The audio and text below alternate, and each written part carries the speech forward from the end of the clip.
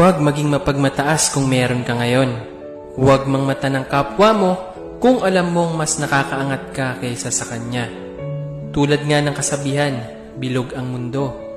Hindi pare-pareho ang ikot nito. Baka pagising mo, ikaw na ang minamata ng tao.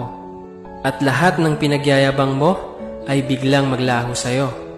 Walang permanente sa mundo, tandaan mo. Kahit ikaw pa ang pinakamayaman, pag tinamaan ka ng sakit, lahat yan mawawala sa'yo.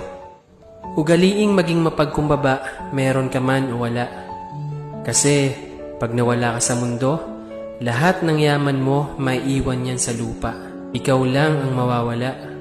Pero yung kabutihang pinapakita mo sa kapwa mo, di yan mawawala. Bato-bato sa langit, ang tamaan, huwag magalit.